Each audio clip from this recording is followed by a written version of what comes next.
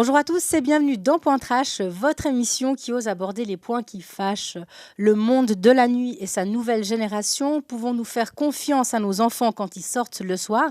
C'est ce que vous allez découvrir avec notre invité d'aujourd'hui, Deba Montana. Deba, salut. Salut Peggy. Bienvenue dans Point Trash. Merci de m'avoir invité. Avec plaisir. Donc, directeur artistique, actuellement au club Bagatelle à Lausanne. Oui, également DJ, résident au Palace à Montreux. Depuis combien de temps tu es derrière les platines?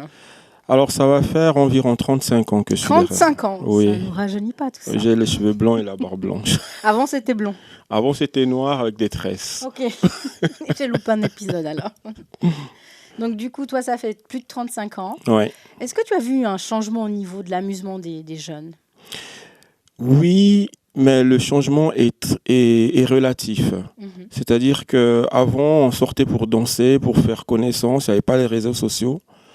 Maintenant, avec les réseaux sociaux, on sort plus pour autre chose. C'est-à-dire? Puisque les rencontres, on peut les faire à travers Internet. C'est vrai. Mais quand on sort, c'est-à-dire qu'il y a un plus qu'il n'y avait pas avant. Il y avait moins peut-être avant.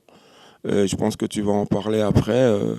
Toutes les drogues.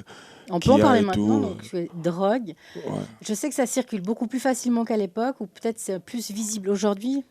Je pense à la cocaïne. En tout cas. Oui, alors c'est pas très différent, sauf qu'avant, il y avait justement cette recherche de la fête, qu'on pouvait faire la fête avec ou sans. C'était 50-50. Là, on arrive quand même à, je dirais, 80-20%. Les jeunes d'aujourd'hui ne savent plus s'amuser. Exactement, et très jeunes, ils recherchent déjà cet effet-là. Et si c'est pas la drogue, c'est avec l'alcool. Voilà.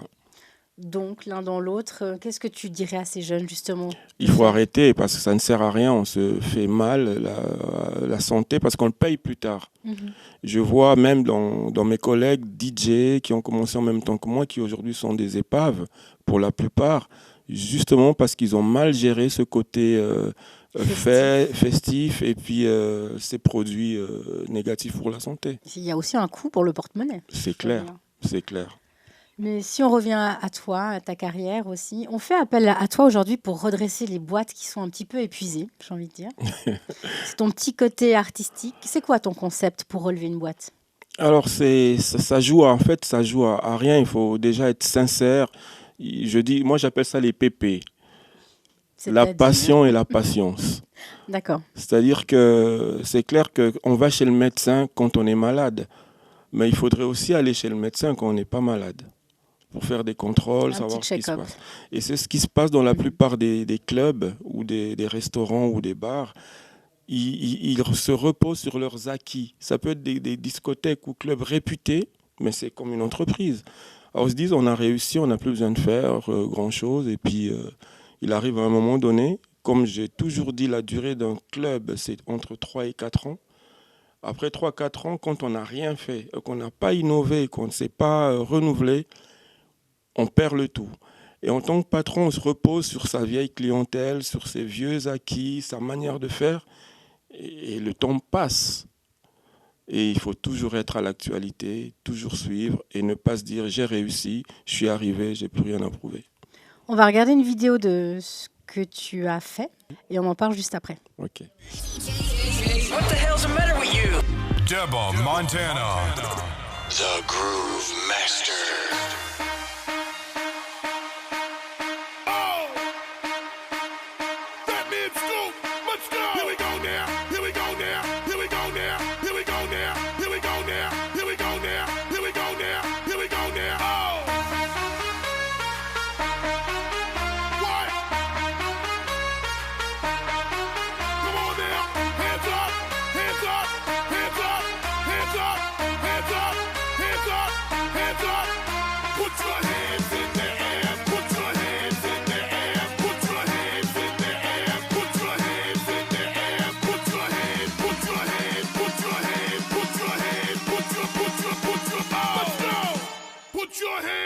Alors Deba, quand on voit cette vidéo, beaucoup de femmes légèrement vêtues, est-ce que tu trouves normal quand même d'exposer autant la femme?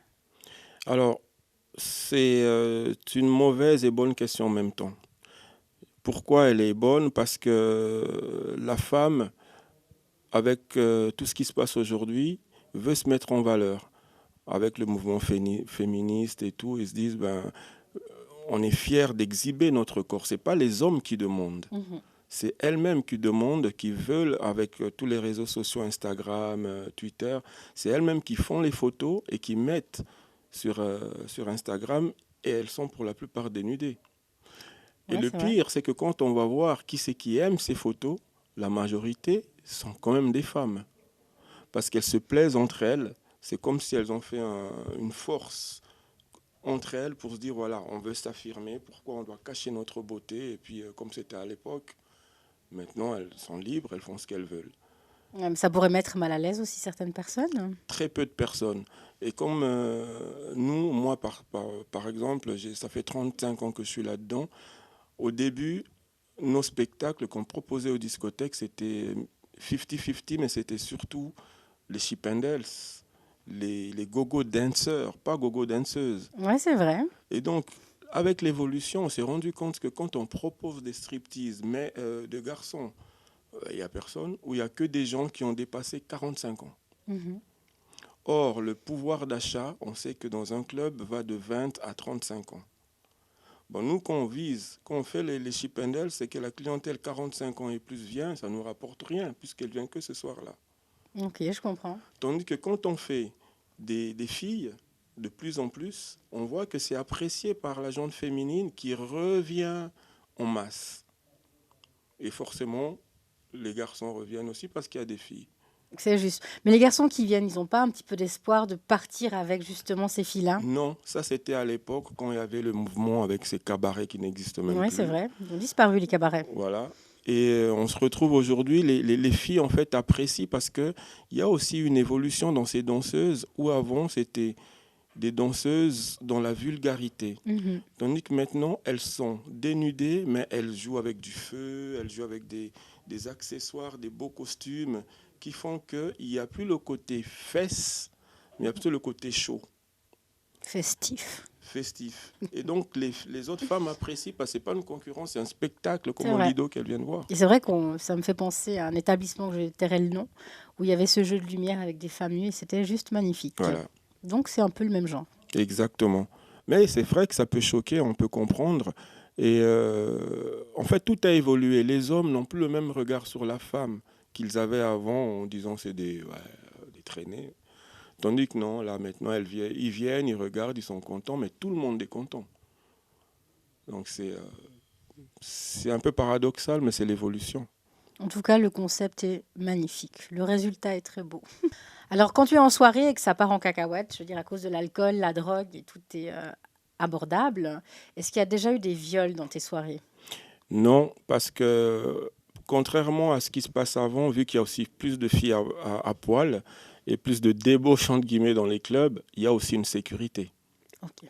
Donc la sécurité veille, fait le tour dans les WC, partout. Donc, après, comme me disait un patron célèbre que j'ai eu, il faut des fois regarder d'un œil et fermer de l'autre et voir juste la limite pour pas que ça déborde.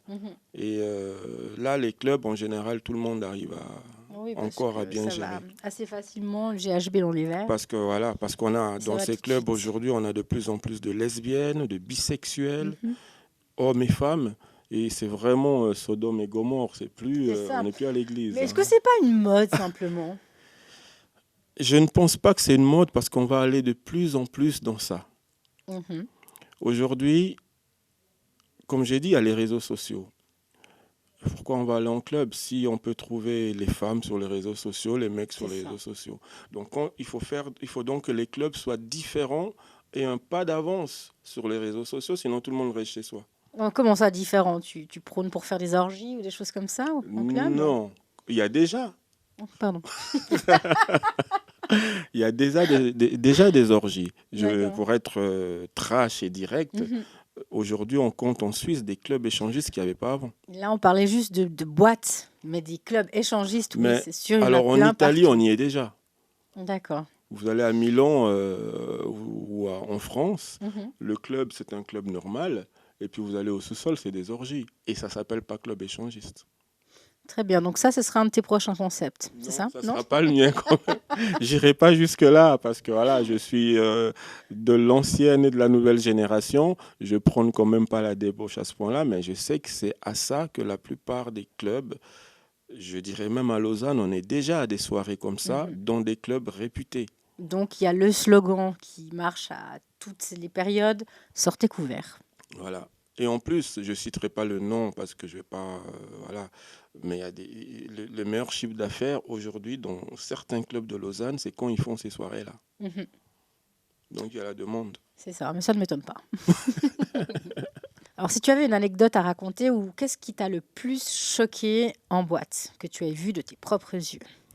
Alors, contrairement aux années passées, en tout cas ces 10 dernières années, ce qui me choque le plus, c'est que les jeunes n'ont pas froid aux yeux. C'est-à-dire qu'ils viennent en club, une fois qu'ils ont bu, ils ont pris 2-3 bouteilles, ils ont fait la fête, eh ben on voit, il y a des couples dans certains coins qui font carrément l'amour. Sans gêne. Sans gêne, et les gens passent, il n'y a personne qui dit rien. Donc c'est tout à fait normal. C'est tout à fait normal. Ce qui était normalement réservé aux clubs échangistes est en train de monter en surface. Oui, exactement. Donc, et ça ne choque plus personne. Après, dire que c'est bien ou pas bien, je pense que nous, en tant que parents, on dirait que c'est pas bien. Mais nos parents nous disaient déjà à notre époque que c'était pas bien ce qu'on faisait. Et tatati et tatati. Et ça va se répéter. Et ça va se répéter. Nos enfants, il y aura pire pour nos enfants qui diront à leurs enfants, ouais, c'est pas bon. C'est pour ça que mon dernier album que je fais, qui sort en janvier, s'appelle Live Your Life. D'accord. Le premier album que j'avais fait était plutôt, ça s'appelait The Message. C'était un message, je croyais que j'allais changer le monde. Et écoute, laisse tomber, vis ta vie, fais ce que tu as à faire. Sois heureux tant que tu n'embêtes personne. Voilà, dans ta génération, suis le mouvement. Et voilà. Et puis voilà, en fait. Et toujours la tête sur les épaules, mais en vivant ta vie sans embêter, emmerder les autres. Bon, ça, c'est encore un autre combat, j'ai envie de te dire. Ouais. Ben, je reviendrai pour ça. Avec un autre album, avec un autre message. Alors, donc, tes projets futurs, c'est un prochain album. Alors, j'ai un livre qui a déjà 250 pages. Je voulais le publier, je ne l'ai pas encore publié parce que je me suis rendu compte que j'ai encore une foule d'informations à rajouter. Et donc, c'est pour ça que ça coïncide avec ce Live Your Life, où avant, c'était plutôt un message de ce que j'avais vu et tout, il ne faut pas faire ci, voilà, de ce que j'ai vécu. Et là, je vais rajouter encore peut-être une vingtaine de pages qui sera de ce qui se passe maintenant. Est-ce qu'il y a un titre à ton livre déjà? La nuit sort de l'ombre. Très bien. Ça veut tout dire, c'est-à-dire qu'on se rend compte qu'on arrive à 5 heures du matin, un samedi, donc un dimanche matin. Pourquoi on est sorti? Pourquoi on n'est pas sorti? On a congé pratiquement tous le dimanche. On a plusieurs raisons qui font que on a passé une nuit d'une manière ou d'une autre. Et qu'est-ce qui se passe? Le dimanche, je pense que la plupart des gens regrettent, dépriment. Ouais. Et on n'oublie pas que c'est lundi, surtout le lendemain. Exactement. Et c'est pour ça que j'ai trouvé ce titre-là pour mon livre, La nuit sort de l'ombre. En tout cas, je me réjouis de le lire. Alors, dans mes projets de club, vous pouvez me retrouver tous les week-ends au Bagatelle, où je suis DJ résident et directeur artistique. À Lausanne. À Lausanne. Un sport, bar, club, l'unique de ce style à Lausanne. Ok. Et sinon, la semaine, là, je suis un petit peu d'un niveau un petit peu plus, je dirais, luxueux. Je suis résident DJ au Palace à Montreux, au Funky Clothes. Sinon, je suis aussi résident dans plusieurs soirées Paradise Events. Et le plus grand événement où je vous invite tous, vu qu'on est tous des gamins de plus de 30 ans, c'est à Champagne, le premier samedi du mois de novembre, pour une grande soirée années 70-80. Et même s'il y aura la musique des années 2000 jusqu'à aujourd'hui, mais ça sera surtout une soirée celebrities où on passera tous les tubes des années 80-90 pour se faire plaisir. Et ça fait 12 ans qu'on le fait et ça marche bien. Bon, on sera là. Alors là, tu nous as donné plein d'informations, mais si on veut te suivre sur le net, ou si on peut retrouver les dates, est-ce que tu as une page Facebook? Oui, tout à fait. Vous pouvez me retrouver déjà sur mon site internet debamontana.com. Sinon, sur Instagram, toujours Débat Montana. Et sur Facebook, Débat Montana. On ne risque pas de se tromper comme ça. Débat, merci beaucoup. Merci à toi, Peggy, de m'avoir invité. Et à tout bientôt dans une de tes soirées, en tout cas. Trash. Point Trash touche à sa fin. J'espère que vous avez passé un agréable moment. Je vous donne rendez-vous tout bientôt pour un nouveau numéro. Ciao.